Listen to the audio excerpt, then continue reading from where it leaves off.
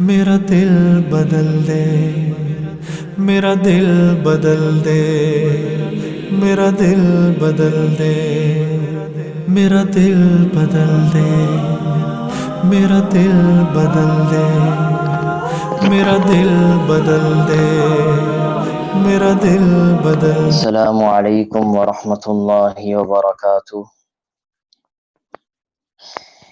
ان الحمد للہ نحمده ونسلم علی رسوله الکریم، اما بعد فاعوذ باللہ من الشیطان الرجیم، بسم اللہ الرحمن الرحیم۔ قال اللہ تبارک وتعالی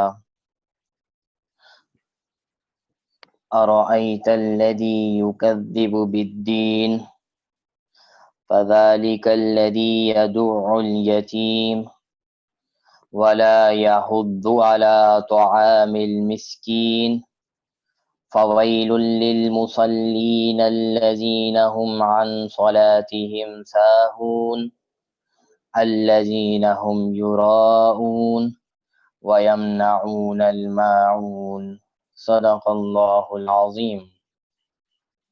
وقال النبی صلی اللہ علیہ وسلم الدنیا سجن المؤمن وجنت الکافر، او کما قال علیہ الصلاۃ والسلام۔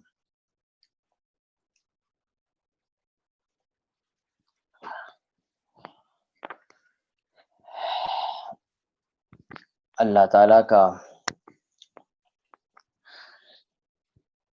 انتہائی شکر اور احسان ہے کہ اللہ تعالیٰ نے آج ہم سب کو دوبارہ سے آج کی 8ویں کلاس میں شامل فرما دیا ہے۔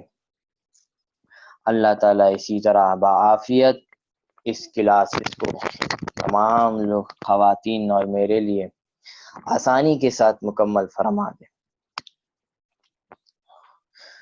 آج جو ہمارے پاس سورت ہے وہ سورۃ الماعون ہے۔ سورۃ الماعون بھی ہجرت سے پہلے نازل ہوئی ہے اور ان سورت میں 7 آیات ہیں۔ اس سورت کا سب سے پہلے ایک پس منظر ہے، وہ معلوم ہو جائے تو سورت آسان ہو جائے۔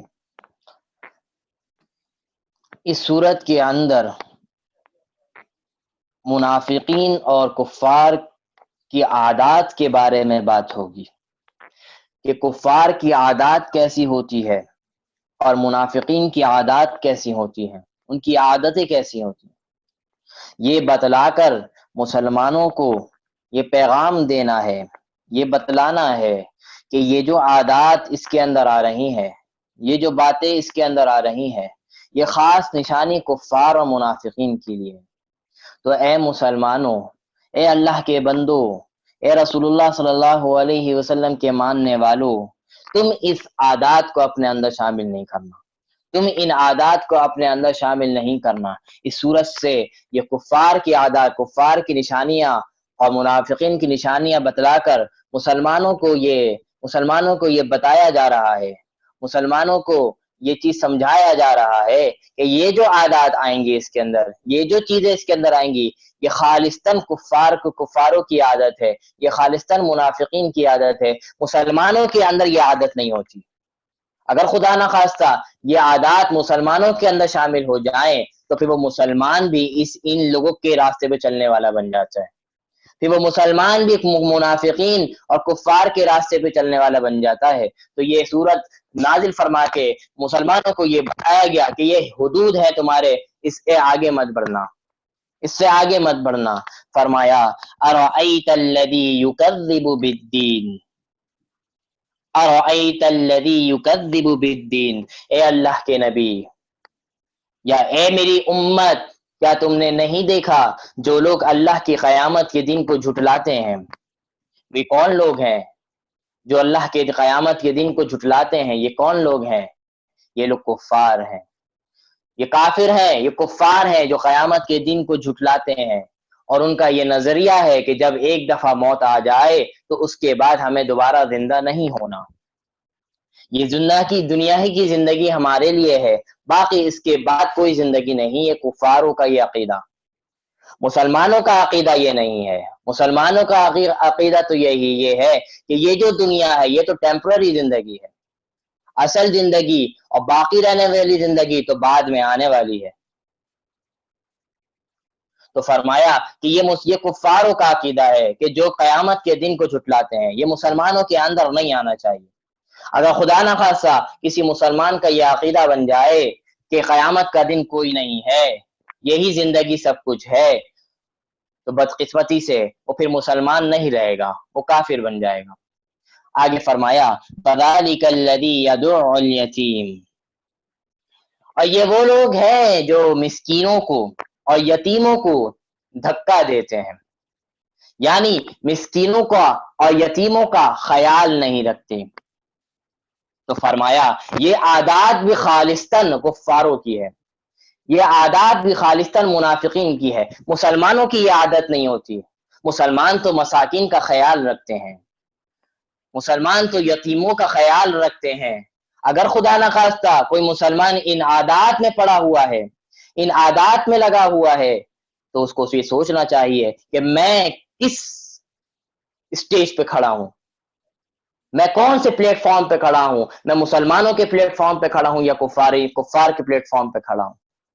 تو فرمایا فَذَلِكَ الَّذِي يَدُعُّ الْيَتِيمَ، یہ وہ لوگ ہیں جو یتیموں کو خیال نہیں رکھتے، مسکینوں کا خیال نہیں رکھتے، ان کو دھکے دیتے ہیں، ان کو تکالیف پہنچاتے ہیں۔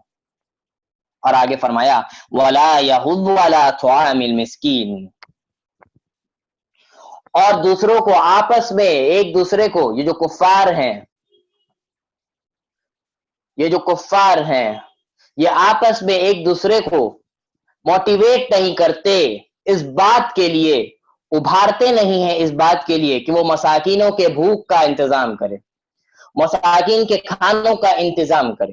اور بدقسمتی سے یہ عادت تو کافروں کی تھی، لیکن آج مسلمانوں نے یہ عادت اپنا لی ہے۔ کافر اللہ کو نہیں مانتا، لیکن بہت سی جگہوں پر اللہ کی مانتا ہے، تبھی ترقی پہ پہنچا ہوا ہے۔ اور ہم اللہ کو تو مانتے ہیں، اور بہت سی ایسی جگہ ہیں جہاں ہم اللہ کی اور رسول اللہ کی نہیں مانتے، اس لیے ہم زوال کا شکار ہیں۔ آج جو کہا جاتا ہے کہ یہ منافقین، یہ کافر، یہ اتنے ترقی کیوں کر رہے ہیں اور یہ مسلمان زوالی کا شکار کیوں ہے، وجہ یہ ہے کہ ہم نے اس قرآن کو چھوڑ دیا، اس قرآن کو، رسول اللہ کے لائے ہوئے دین پر چلنا چھوڑ دیا، اس کی وجہ سے ہم پیچھے سے پیچھے ہوتے جا رہے ہیں۔ اور جو کفار یہ مسلمانوں کی جو اسلام ہے اس کے اوپر ریسرچ کر رہے ہیں کہ یہ جو مسلمانوں کو حکم دیا یہ کیوں دیا گیا، یہ جو تراویح اور روزوں کا حکم دیا کیوں دیا گیا، یہ روزے ہم رکھتے ہیں، اس کے اوپر آپ یورپ کی ریسرچ پڑھیں، وہ فرماتے ہیں، وہ لوگ کہتے ہیں کہ سال میں اگر 30 دن کے روزے رکھ لیے جائے، ایک سال میں اگر 30 دن 25-30 دن کے روزے رکھ لیے جائے تو انسان کی صحت میں کبھی فرق نہیں پڑے گا، انسان کی صحت انتہائی بہترین طریقے سے رہے گی، اس کو کوئی بیماری لاحق نہیں ہوگی بڑی۔ یہ کون ریسرچ کر رہا ہے؟ یہ کفار ریسرچ کر رہے ہیں، لیکن افسوس ہمیں اہمیت کا نہیں پتا، افسوس ہمیں اسلام تو چلتے ہیں، اسلام کا نہیں پتا، اس لیے زوال کا شکار ہے۔ آج ہمارے زوال کا بنیادی مقصد، بنیادی چیز یہ ہے کہ ہم نے قرآن اور رسول اللہ کی احادیث کو پیچھے پھینک دیا، ہم نے اپنے خواہشات کو آگے رکھا سب چیز سے، شادی بیاہ کا معاملہ ہو،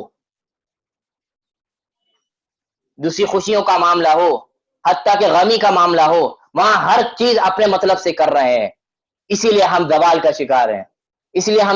شکار ہیں۔ ہم باہر والوں کی چیز کو لے کر اپنے اندر اڈاپٹ کر یہ سمجھتے ہیں کہ ہم بہت بڑے کیا کہہ رہے ہیں، براڈ مائنڈڈ بن رہے ہیں، اسلام کو چھوڑ کر۔ اسلام نے کہا مردوں کو، کیا اسلام نے حکم دیا کہ ٹخنوں کو کھولو، ٹخنوں کا ڈھانکنا حرام ہے، لیکن ہمیں سمجھ میں نہیں آ رہی تھی، ہم نے ٹخنے چھپائے، لیکن جب کافروں نے گھٹنوں کو بھی کھول دیا، انہوں نے شارٹ لے کر آ گئے، وہ چڈے اور نیکر کے اوپر آ گئے، وہ پہننا شروع کر دیا، تو ہم نے ان کو فالو کر کے ہم نے چڈے اور نیکر پہن لیے۔ رسول اللہ نے صرف کہا کہ ٹخنے کھول دو، ہم سے وہ نہیں کھولا گیا، لیکن کفار نے اپنے گھٹنے کھولے تو ہم نے گھٹنے کھول لی۔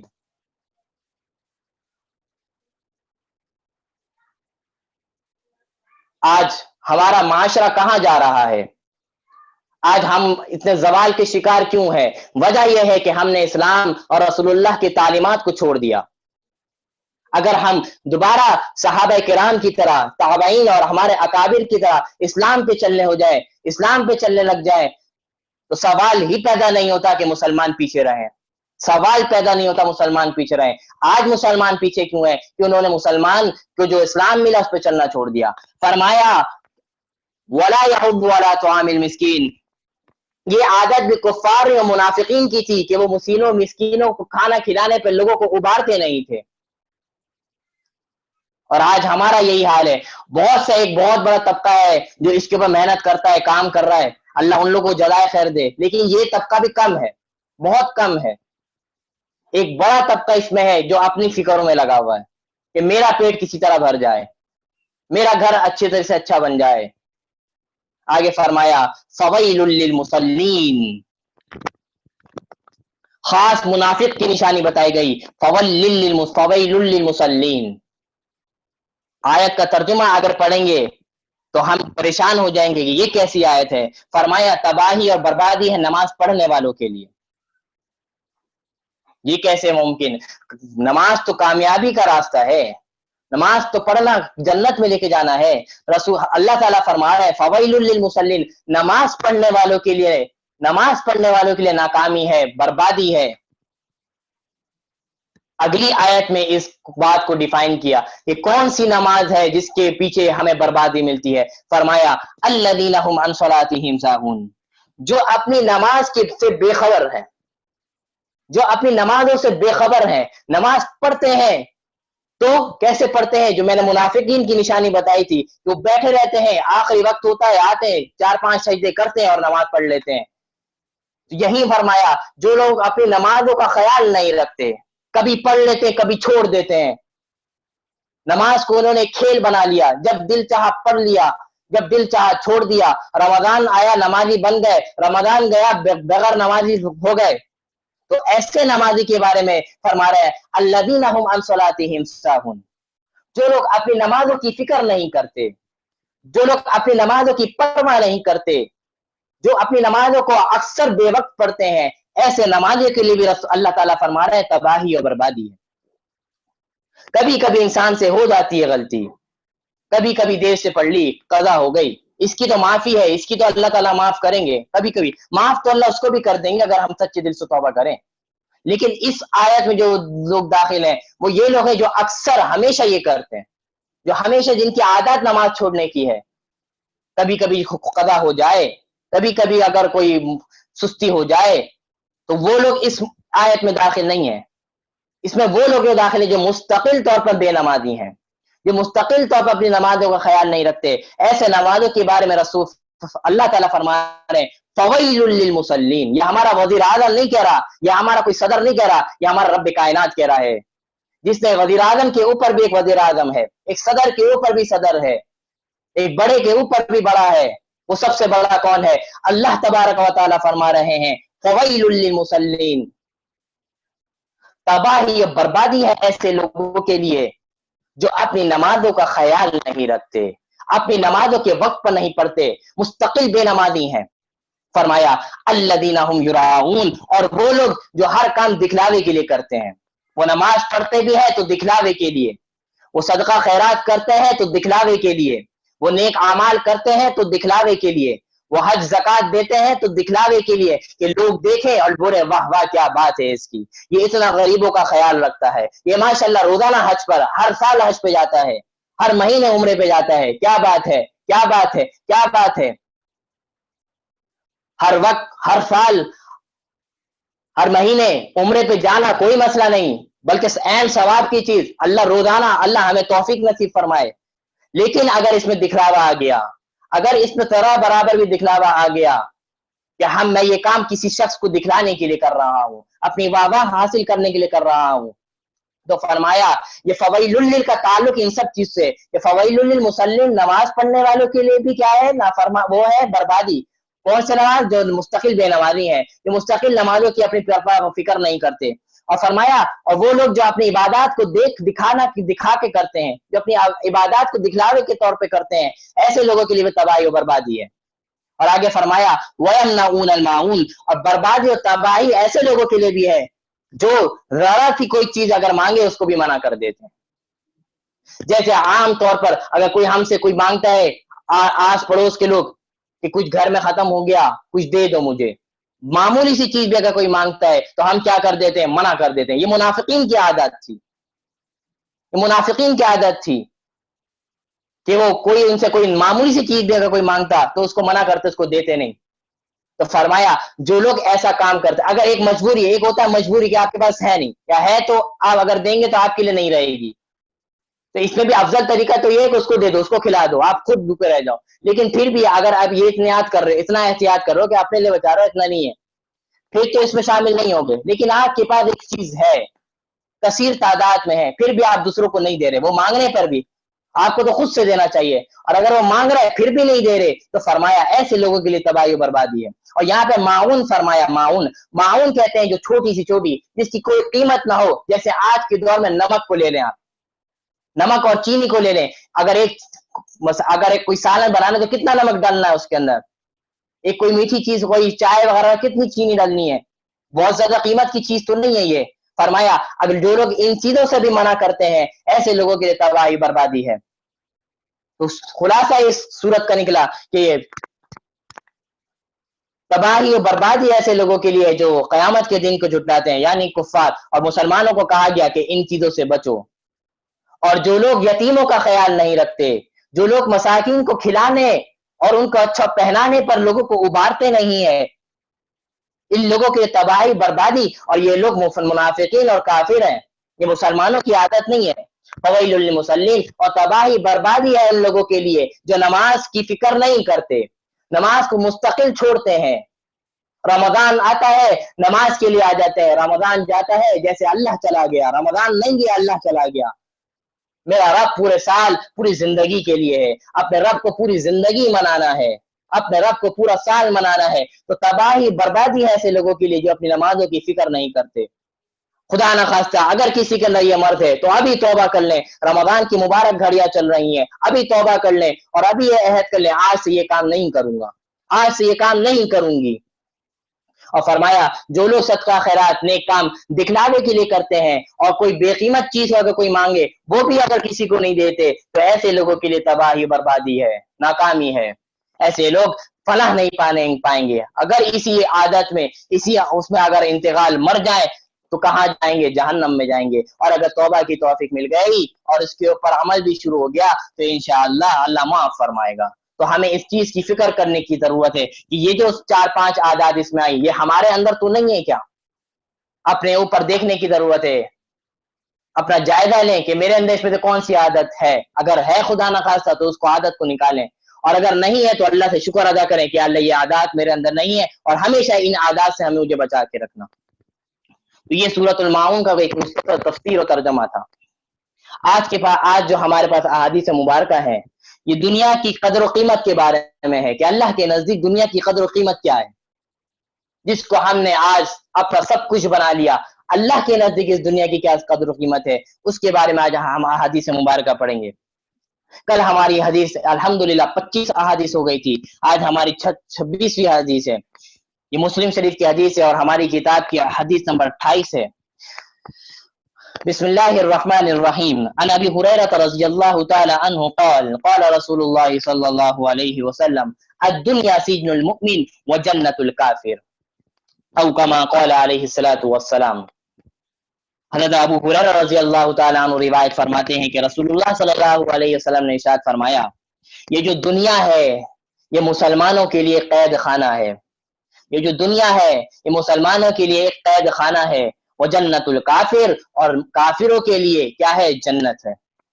کیا مطلب یہ ہے جب ہم کسی قید خانے میں ہوتے ہیں ہم کسی قید خانے میں اگر آ جائیں تو ہم کیا کرتے ہیں؟ ہمارے پاس کوئی فیسلٹیز اتنی نہیں ہوتی. ایک مطلب اس کا یہ ہے اور دوسرا مطلب اس کا یہ ہے کہ الدنیا سجن المؤمن و جنت الکافر، یعنی مسلمان دنیا میں پریشان رہے گا.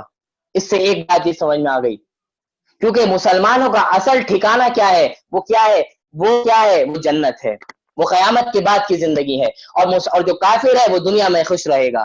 آج ہم دیکھ رہے ہیں کہ کافر کتنے خوشحال ہیں، مسلمان کتنے دبے ہوئے ہیں. کافر ان کے پاس ساری آلات، ہر چیز ان کے پاس موجود ہے. وہ کیوں ہے؟ وہ یہی ہے، رسول اللہ نے فرمایا کہ کافروں کے لیے دنیا کو جنت بنا دی گئی ہے. کافروں کے لیے مرنے کے بعد جنت میں کوئی حصہ نہیں ہے. وہ سارے آسائش، سارے آرام وہ دنیا میں اٹھا لے گا. دنیا میں اٹھانے کے بعد جب وہ مرے گا اس کے بعد سے اس کی مشکلات شروع ہو جائیں گی. اس کی مشکلات، اس کی جو آسانیاں تھی وہ مشکلات میں بدل جائیں گی، اور وہ ایسی مشکلات جو ہمیشہ ہمیشہ کے لیے رہیں گی. وہ ہمیشہ ہمیشہ جہنم میں جلے گا. لیکن مسلمانوں کو کہا کہ یہ جو 60 سال کی، 70 سال کی، زیادہ سے زیادہ ہم کتنا زندہ رہتے ہیں؟ 80 سال کی زندگی، یہ تھوڑی سی مشکلات کی زندگی ہے، گزار لو، عبادات کے ساتھ گزار لو، رسول اللہ کی اطاعت کے ساتھ گزار لو. یقین رکھو جب مر جاؤ گے یہ موت تمہیں عید کی چاند کی طرح آئے گی. اس کے بعد تمہارے مزے شروع ہو جائیں گے، تمہارے مزے شروع ہو جائیں گے. جو ابدی زندگی ہے اس میں تمہارے لیے مزے شروع ہو جائیں گے. یہ ایک مختصر زندگی، اس میں مشکلات بھی آئیں گی. عبادت کرنے میں مشکلات آئے گی. آپ کا خاندان دیندار نہیں ہوگا، آپ کا خاندان، آپ کے دوست احباب دیندار نہیں ہوں گے. اگر آپ ایک دیندار آ گئے تو آپ کو رکاوٹیں آئیں گی ہر کام میں. آپ اپنی شاعری اسلامی طریقے سے کرنا چاہیں گے تو خاندانوں کا رکاوٹ آئے گا. آپ ہر کام اپنا اسلامی طریقے سے کہیں گے تو دوستوں احباب کی رکاوٹ آپ کے سامنے آئے گی. تو اس رکاوٹ پر برداشت کرنا ہے، اس رکاوٹ کو برداشت کرنا ہے، اس رکاوٹ کو اویل کر کے آگے بڑھنا ہے، تبھی کامیاب ہوں گے. آج ہم تھوڑی سی خوشی حاصل کرنے کے لیے لوگوں کو خوش کرتے ہیں اور اپنے رب کو ناراض کر دیتے ہیں. اپنے رب کو ناراض کر دیتے ہیں. جو رب ہمارا پالنے والا، اس رب کو ہم ناراض کرتے ہیں. اور خوش کس کو کرتے ہیں؟ جو جس سے اگر ہم اپنی ضرورت بھی بتا دیں تو وہ ہماری ضرورت پوری نہیں کرتا. اور میرا رب کہتا ہے جو لوگ مجھ سے مانگتے نہیں ہیں میں ان لوگ سے ناراض ہوتا ہوں، اور ہمارے دنیا والے جو مانگتے ہیں ان سے ناراض ہوتے ہیں. رسول اللہ فرما رہے جو نہیں مانگتے میں ان سے ناراض ہوتا ہوں. اور دنیا والے کیا کہتے ہیں؟ جو مانگتا ہے میں اس سے ناراض ہوتا ہوں. معاملہ برعکس ہے. لیکن ہم کس کو خوش کر رہے ہیں؟ ہم لوگوں کو خوش کرنے میں لگے ہیں. اگر ہم نے شادی اس طرح نہیں کی تو ہماری برادری ناراض ہو جائے گی، ہمارے گھر والے، ہمارے خاندان والے ناراض ہو جائیں گے. چھوٹی سی خوشی حاصل کرنے کے لیے، چھوٹے سے اس کے لیے ہم اپنے رب کو، اپنی آخرت کو خراب کر رہے ہیں.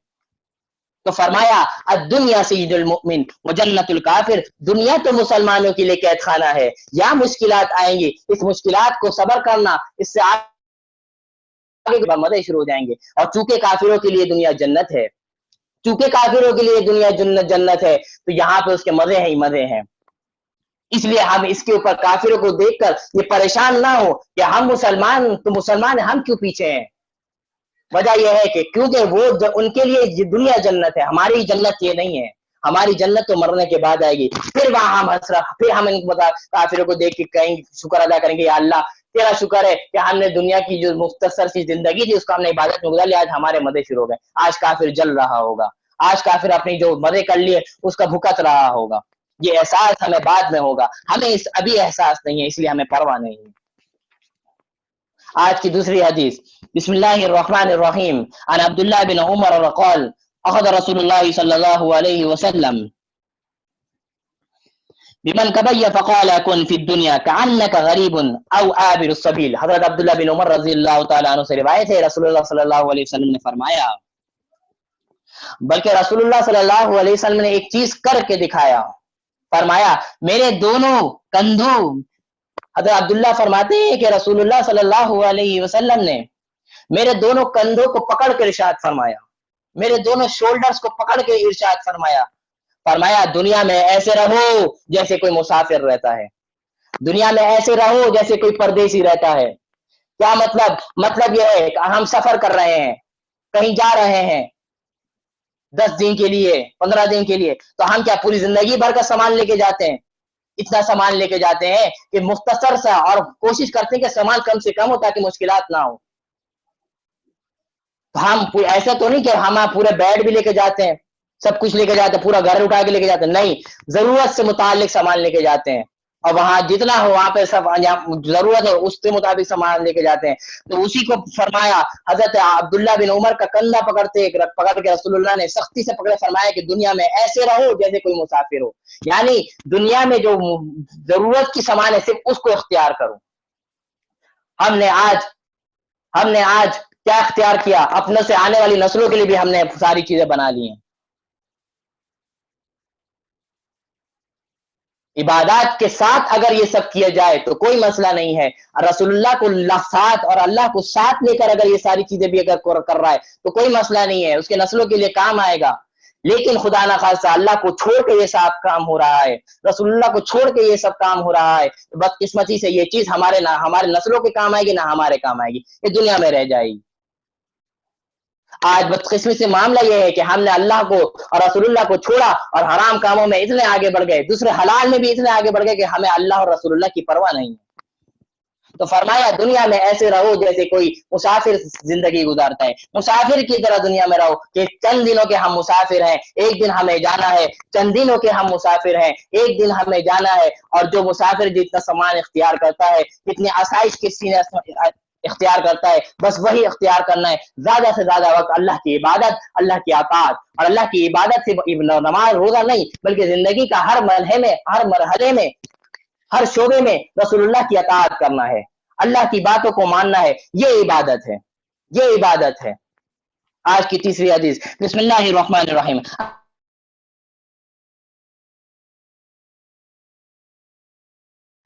وفتنة امت المال، رواه ترمذی۔ آج کی حدیث نمبر ہماری 28، رسول اللہ حضرت کعب بن ایاز رضی اللہ تعالیٰ عنہ رسول اللہ صلی اللہ علیہ وسلم سے سنا کہ رسول اللہ صلی اللہ علیہ وسلم فرماتے تھے کہ ہر امت کا کوئی نہ کوئی فتنہ ہوتا ہے، ہر امت کے لیے، ہر پچھلے جتنے بھی امتیں گزری ہیں سب کے لیے کوئی نہ کوئی فتنہ تھا، کوئی نہ کوئی اس کے لیے آزمائش کا سامان تھا۔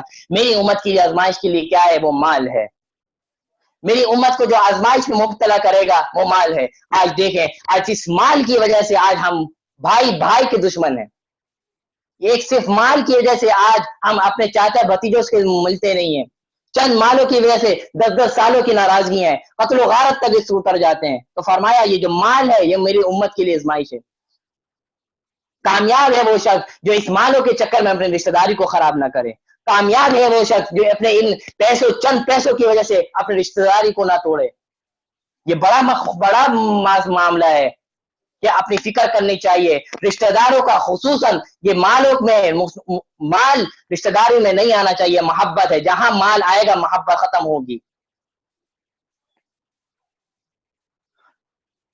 کوشش کریں اگر مالوں کی اگر ضرورت ہے اپنے رشتہ دار سے سوال کر، پہلے تو یہ ہے کہ اپنے رشتہ داروں سے سوال نہ کریں کسی چیز کے بارے میں، کیونکہ یہ نفرت پیدا کرنے والی چیزیں ہیں۔ اگر خدا نہ خواستہ اگر آپ اس کے وعدے پہ پورا نہ اترے تو ایک دوسرے کے دشمن بن جائیں گے ایک دوسرے کے لوگ۔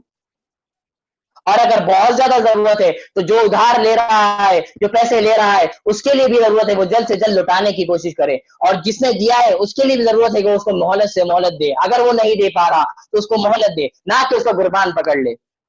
ایسے ہی یہ رشتے چلتے ہیں، ایسے ہی یہ رشتے چلتے ہیں۔ رشتے کا چلنا صرف ایک کا کام نہیں، جب سارے مل کے کام کرتے ہیں تب یہ رشتے چلتے ہیں، تب یہ رشتے پروان چڑھتے ہیں۔ تو میری امت کا جو آزمائش ہے وہ مال سے ہوتی ہے۔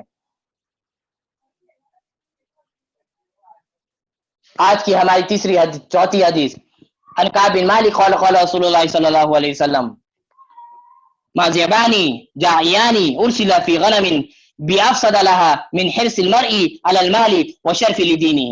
حضرت کعب بن مالک رضی اللہ تعالیٰ عنہ رسول اللہ صلی اللہ علیہ وسلم سے ارشاد فرماتے ہیں، رسول اللہ صلی اللہ علیہ وسلم نے فرمایا، دو بھوکے بھیڑیے جو بکریوں کے ریوڑ میں چھوڑ دیے جائیں، دو بھوکے بھیڑیے جو بکریوں کے ریوڑ، بکریوں کی جماعت میں اگر چھوڑ دیے جائیں تو ان بکریوں کا وہ بھیڑیے ایسا حال نہیں کریں گے۔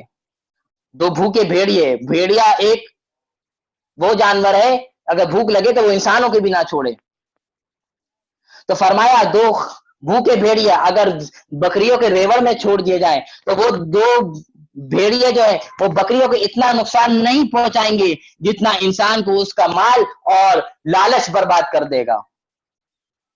آدمی کو جتنا برباد اس کا مال کرتا ہے آدمی کو جو برباد اس کی لالچ اور اس کے حرص کرتا ہے وہ اتنا برباد وہ 2 بھیڑیا ان بکریوں کا نہیں کریں گے. فرمایا مطلب یہ ہے کہ یہ جو مال اور حرص لالچ پن ہے یہ انسانوں کو تباہ برباد کر دیتا ہے. اپنے آپ کو اس کی محبت سے نکالنا ہے, اپنے آپ کو اس محبت سے نکالنا ہے. مال و متاع کو دوسرے نمبر پہ رکھنا ہے, پہلے نمبر پہ اللہ کی اطاعت, رسول اللہ کی اطاعت اور رشتہ داری کا خیال, پڑوس کا خیال رکھنا ہے.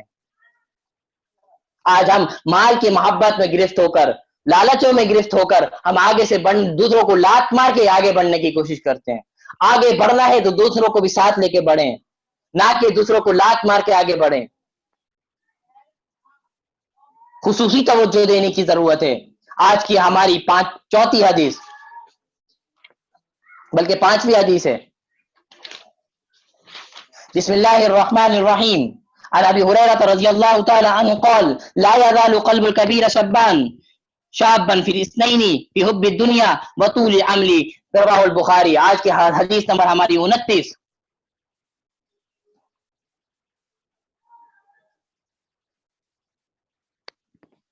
ابو ہریرہ رضی اللہ تعالی عنہ سے روایت ہے کہ رسول اللہ صلی اللہ علیہ وسلم نے فرمایا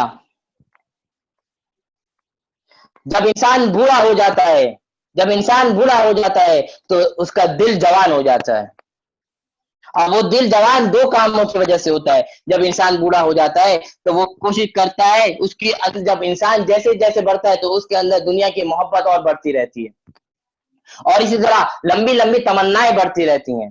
آج ہم دیکھتے ہیں جو جیسے جیسے اوپر جاتا ہے تو اس کے وہ اور زیادہ کوشش کرتا ہے کہ میں اتنے پراپرٹی کر لوں, میں اتنی لمبی تمنائیں کر لوں.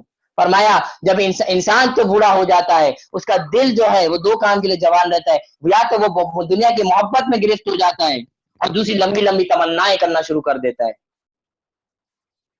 یہ بتلانے کا مقصد صرف اس کی ڈیفائن کرنا نہیں ہے بلکہ اس کو بتانا یہ کہ بچو اس کام سے کہ بوڑھے ہو جاؤ. اب بوڑھے ہو تو اللہ اللہ کرنے کا وقت ہے, اب تو تمہارے جانے کا وقت ہے. اب تم لمبی لمبی تمنائیں میں لگے ہوئے ہو, اپنی لمبی لمبی دنیا کی محبت میں لگے ہوئے ہو. فرمایا انسان تو بوڑھا ہو جاتا ہے, دل بوڑھا نہیں ہوتا, اور وہ دل کس لیے جوان رہتا ہے کہ وہ لمبی لمبی تمنائیں شروع کر دیتا ہے, دنیا کی محبت میں گرفتار ہو جاتا ہے.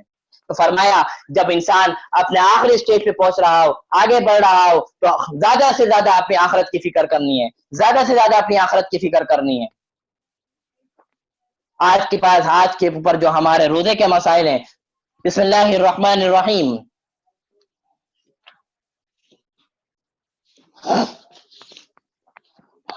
پہلا مسئلہ, کسی شخص نے کسی عورت نے بھولے سے کچھ کھا پی لیا, اور یہ کیونکہ بھول سے کھانے پینے سے روزہ نہیں ٹوٹتا. آپ نے پہلے دن ہی شاید غالباً یہ مسئلہ بتایا تھا کہ بھول سے اگر کوئی چیز کھا پی لے تو اس سے روزہ نہیں ٹوٹتا. لیکن اگر کسی شخص نے بھول سے کھانا پینا کھا لیا لیکن اس کو اس کا مسئلہ معلوم نہیں تھا, وہ سمجھا کہ میرا روزہ ٹوٹ گیا ہے, اور اب قصدن اب جان بوجھ کر یہ سوچ کر کہ میرا تو روزہ ٹوٹ گیا, اب جان بوجھ کر اس نے کھانا پینا شروع کر دیا, تو اب اس صورت میں اس کا روزہ ٹوٹ جائے گا, لیکن صرف قضا ہوگی, کفارہ نہیں آئے گا.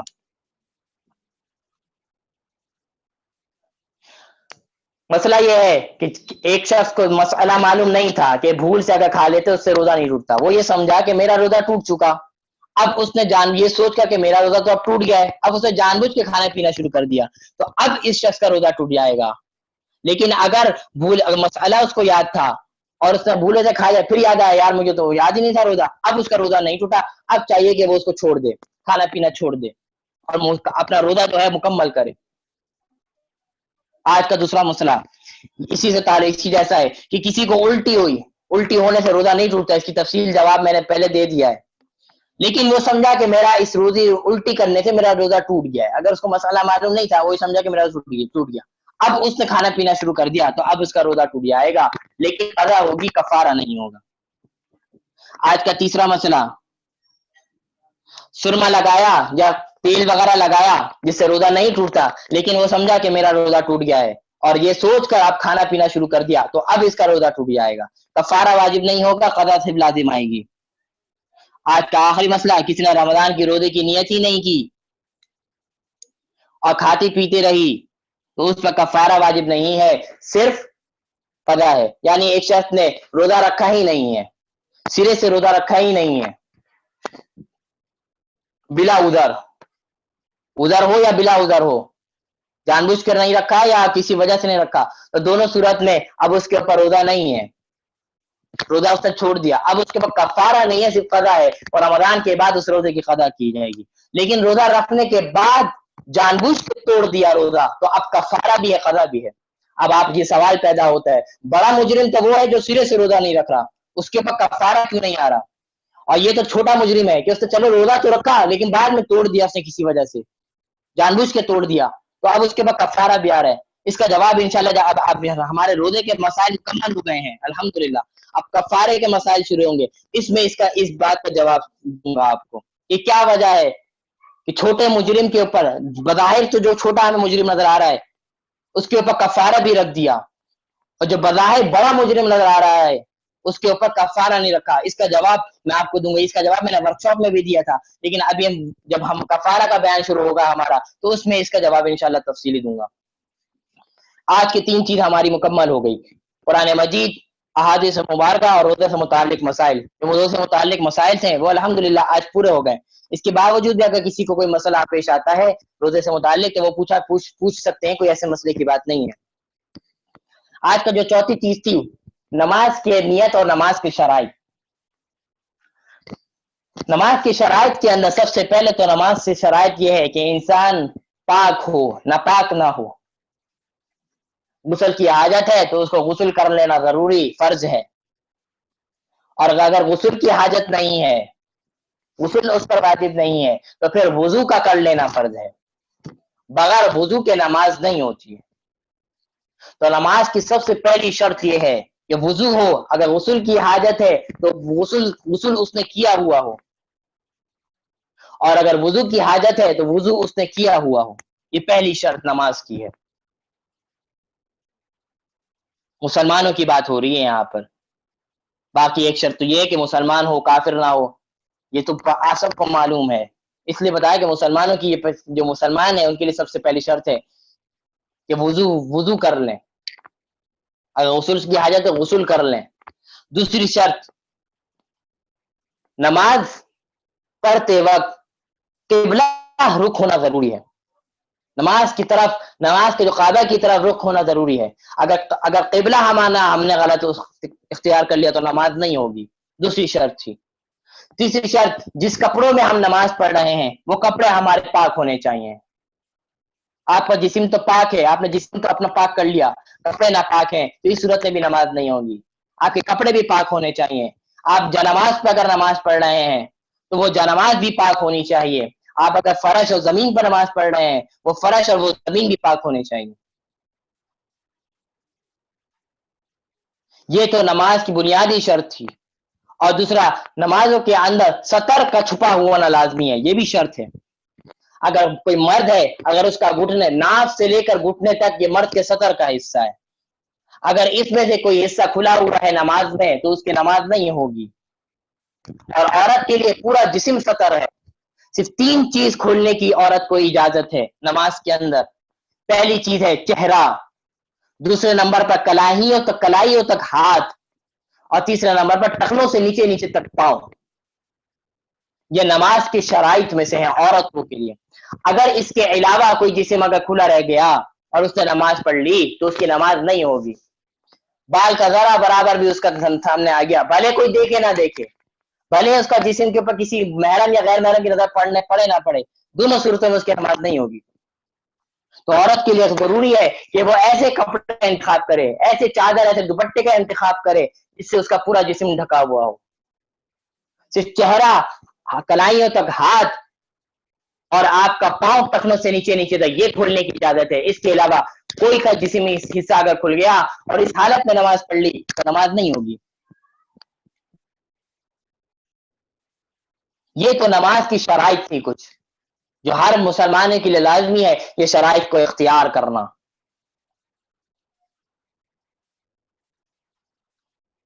اب نماز کی نیت کے بارے میں کچھ بات۔ ہم نماز کی نیت کے بارے میں یہ جو ایک نیت کرتے ہیں جو مشہور ہے کہ یا اللہ میں 2 رکعت 4 رکعت ظہر کی نماز پڑھ رہی ہوں، میرا منہ کعبے کی طرف، یہ ساری چیزیں جو تفصیلی نیت ہے اس کی کوئی ضرورت نہیں ہے، اس کی کوئی ضرورت نہیں ہے. بعض حضرات نے تو اس نیت کو بدعت لکھا ہے کیونکہ اس کا ثبوت ہی نہیں شریعت سے, یہ ہماری گڑھی ہوئی چیزیں ہیں. نیت صرف دل کے ارادے کا نام ہے, نیت صرف دل کے ارادے کا نام ہے کہ میرے دل میں یہ نیت ہو کہ میں ظہر کی نماز پڑھ رہی ہوں, وہی نیت ہے. اور الحمدللہ ایسا ہی ہوتا ہے. ایسا نہیں ہوتا کہ دل کے اندر ارادہ تو ہو میں ظہر کی نماز پڑھوں اور نماز آپ اثر کی پڑھیں, ایسا ہو نہیں سکتا. یا نماز آپ اثر کی پڑھ رہی ہو اور دل میں ارادہ ہو, نیت ہو, یہ ایسا ہو نہیں سکتا. یہ دونوں متضاد چیزیں ہیں. جیسی آپ کی نیت ہوگی ویسے ہی آپ کا عمل بھی ہوگا. تو دل میں جو آپ کا ارادہ ہے, اب ظہر کا وقت ہے تو ظہر کے وقت میں لازمی سی بات ہے کون سی نماز پڑھی جائے گی, ظہر کی نماز پڑھی جائے گی, یہی آپ کی نیت ہے. عصر کا وقت ہے تو عصر کے وقت میں کون سی نماز پڑھی جائے گی, عصر کی ہی پڑھی جائے گی, تو یہی آپ کی نیت ہے. یہ لمبی چوڑی نیت کرنے کی کوئی ضرورت نہیں ہے. اگر اپنے آپ کو اطمینان دلانے کے لیے, اپنے آپ کو تسلی, کسی کو شک کی بیماری ہوتی ہے کہ میں پتہ نہیں نیت کی نہیں کی, اگر ایسی کوئی کسی کے ساتھ مجبوری ہے تو کم صرف اتنا بول دے کہ میں 4 رکعت ظہر کی نماز پڑھ رہی ہوں زبان سے, بس, اور بولنے کی ضرورت نہیں ہے. سنت پڑھ رہی ہوں تو یہ بول دے میں ظہر کی 4 رکعت سنت پڑھ رہی ہوں, بس.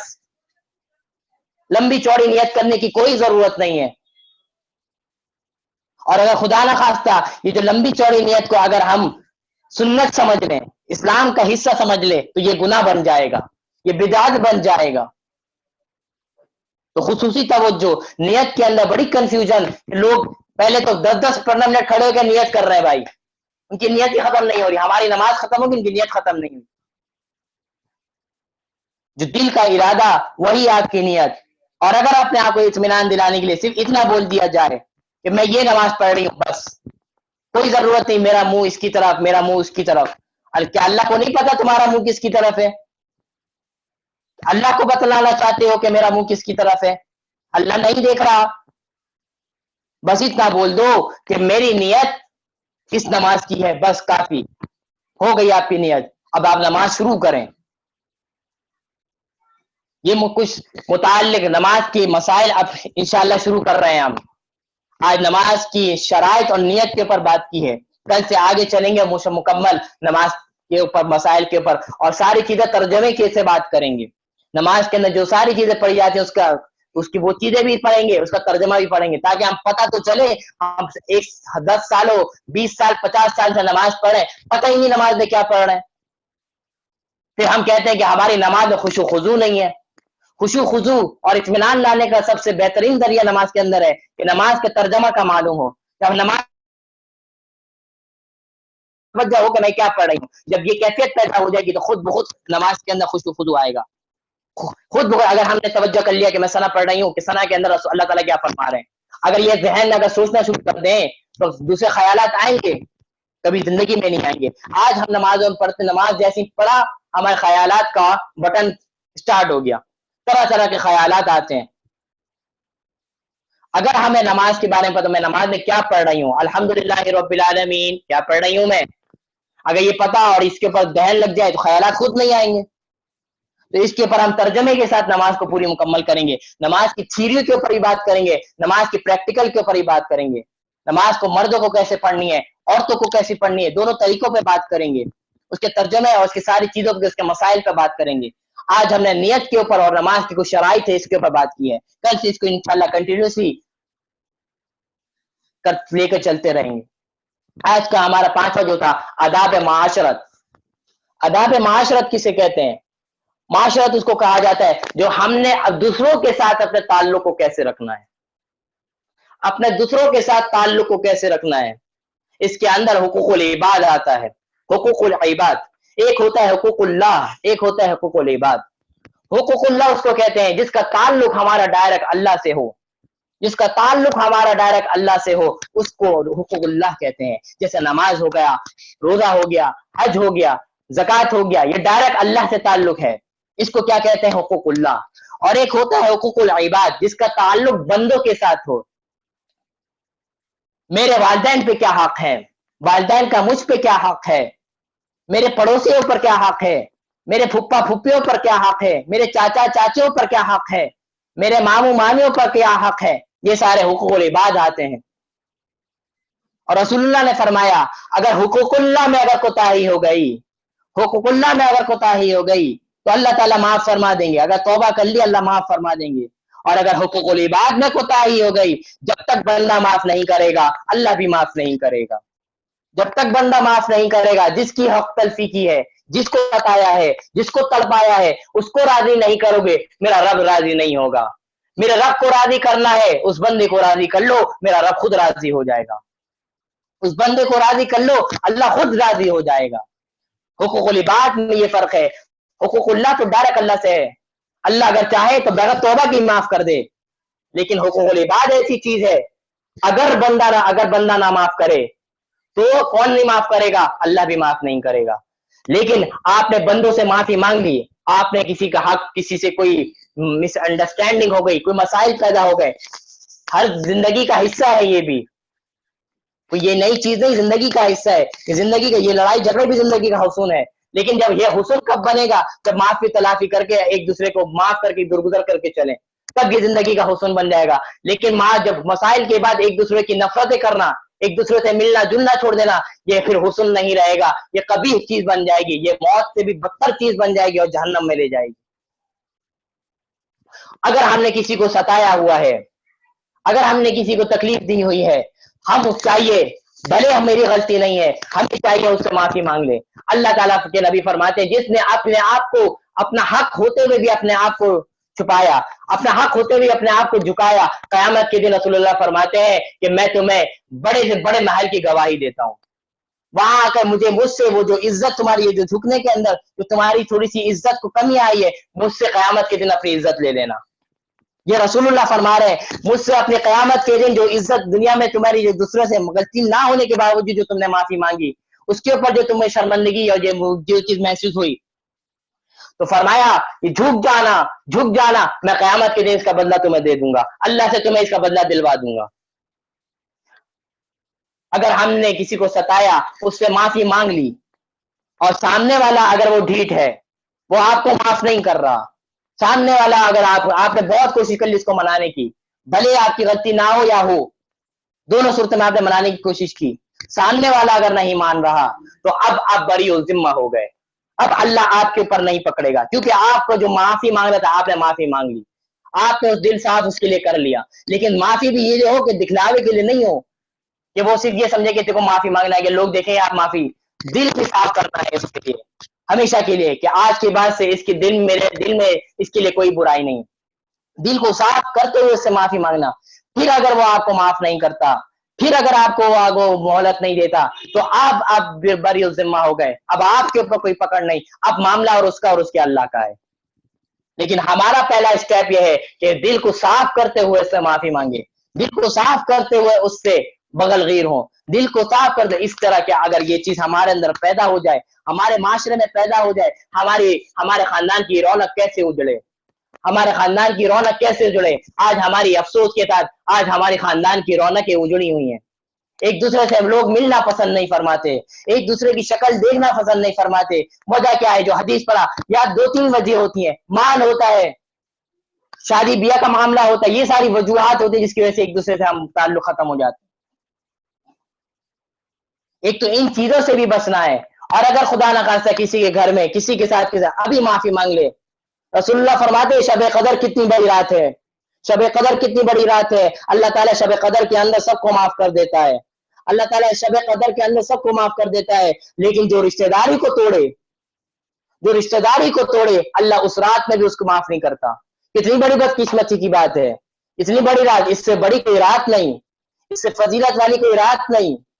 اس رات کو حاصل کرنے کے لیے رسول اللہ صلی اللہ علیہ وسلم پورا مہینے کا اعتکاف فرماتے تھے، اور وہ رات ہمیں نصیب ہو جائے، اللہ وہ رات ہمیں دے دے، اور ہم کسی کو ناراض کر کے بیٹھے ہوئے ہیں، ہم اپنے والدین کو ناراض کر کے بیٹھے ہوئے ہیں، ہم کسی پھپھا پھپھی کو ناراض کر کے بیٹھے ہوئے ہیں، اپنے چاچا چاچی اپنے مامی کو ناراض کر کے بیٹھے ہیں، تو یقین کر لیں آپ کی مغفرت نہیں ہوگی، یقین کر لیں آپ کی مغفرت نہیں ہوگی۔ شب قدر آئے گی، قریب آنے والی ہے، اپنے آپ کو ابھی سے ایک دوسرے سے معافی تلافی کر لیں، ابھی سے ایک دوسرے کی معافی تلافی کر لیں، تاکہ شب قدر میں آپ کی مغفرت ہو جائے، شب قدر میں آپ کی مغفرت ہو جائے۔ تو خصوصی توجہ دینے کی ضرورت ہے حقوق العباد کے اوپر، آداب معاشرت کے اوپر۔ آج کا سب سے پہلی بات ڈیٹیل بتا دی, ڈیفینیشن بتا دی کہ ادائے معاشرت کسے کہتے ہیں, حقوق بتا دیے دونوں کے. اب حقوق سب کے معلوم ہے کہ اس کے اوپر کیا حقوق ہے. محبت کے ساتھ پیش آنا تو یہ سب کے اوپر حق ہے.